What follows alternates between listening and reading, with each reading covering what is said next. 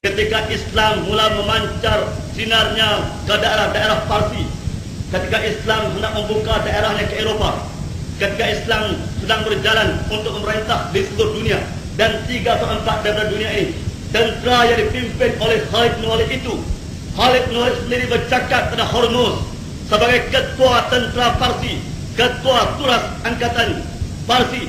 Kata Khalid bin Walid kepada Hormuz, "Ji'tuka biqaumin yuhibbuna al-maut kama tuhibbuna hayah."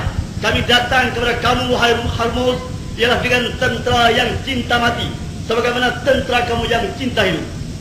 Selagi mana umat Islam yang sedang berjuang ini tidak sampai ke tahap ini, maka jika mimpi bahawa sebuah negara Islam, suatu daulah Islam dapat ditegakkan di negara kita ini, sesudah umat Fars yang berada ratusan ribu ahlinya bermula dari Kedah, Perlis, Terengganu, Kelantan dan sampai ke Sabah dan Johor, ribu-ribu dan puluhan ribu umat Fars yang sudah sampai 1 juta lebih ini bertikad yang sama bahawa mereka akan berkorban nyawa, harta benda mereka dan juga Allah. Ketika itulah Allah akan memberi kemenangan kepada mereka. Orang kita ditangkap, mereka tuduh kita jahat. Mat Sabu merengkok berapa tahun dituduh PAS jahat. Mereka melepas gas di Sanglang, mereka tuduh PAS jahat. Berlaku haru-hara pembunuhan di atas saudara kita Syahid Osman Talib di Lubuk Merbau, Padang Terang. Orang PAS berjahat, tapi orang PAS yang mati. Selamat Ahmad Gol Pianji di Kelantan, orang PAS berjahat. Berapa lama saudara sekalian?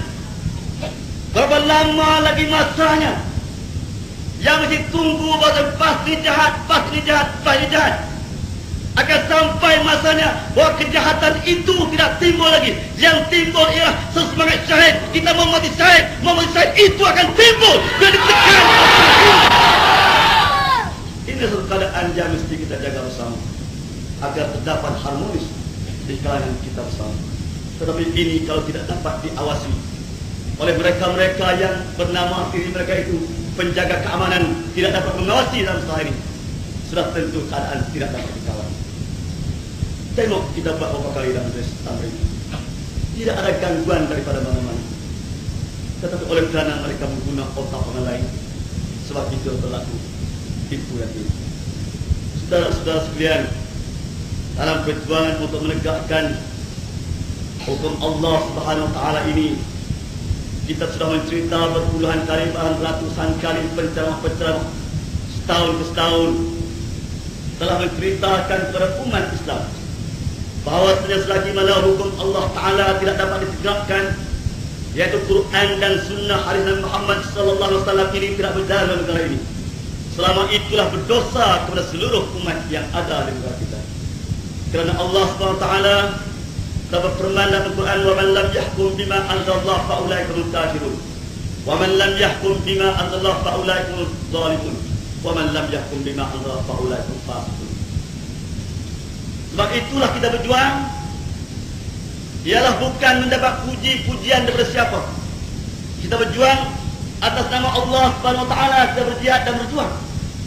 Dan dalam perjuangan ini tak semestinya senang lena.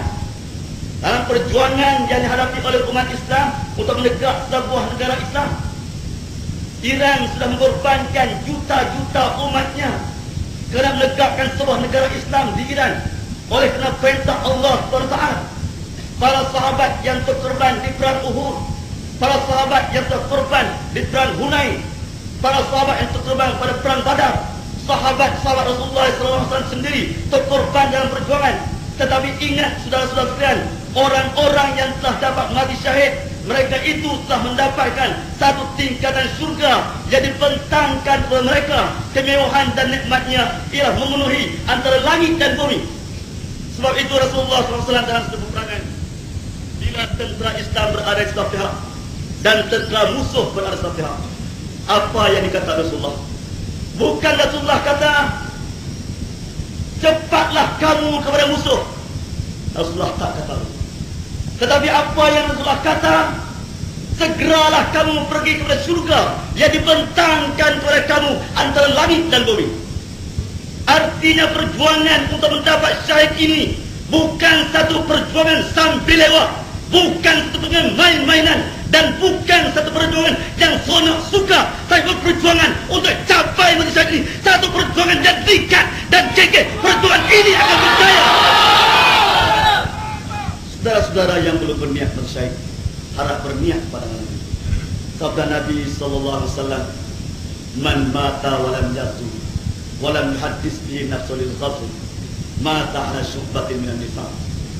Barang siapa yang telah mati dan tidak pernah berperang untuk menegakkan hukum Allah Islam ini, dan tidak pernah berniat di hati sedikit pun, tak pernah terlintas di hati sedikit pun untuk berjuang menegakkan hukum Allah ini, mata syubbatin minan nifaq, mati ia sebagai satu cabang daripada kelompok munafik. Man mata walam yaghzu walam yuhaddis bi lil ghazw mata mitatan jahiliyah. Barang siapa yang mati dan tidak berperang dan tidak berkata-kata di hatinya, tidak pernah terlintas di hatinya untuk berjuang berperang menegakkan Islam ini, mata mitatan jahiliyah, matilah ia sebagai mati bangkai jahiliyah. Man talaba syahadah shadiqan ufiha walau tusibha.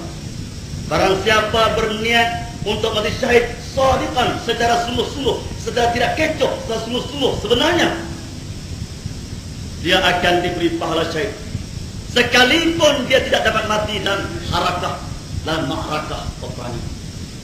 Sebab itu menjadi kewajiban kepada umat Islam yang berjuang di atas muka dunia ini, dengan apa keadaan sekalipun, mestilah dia berniat bahawa dalam perjuangannya dia mesti berniat untuk dapat syahid dalam menegakkan hukum Allah SWT ini.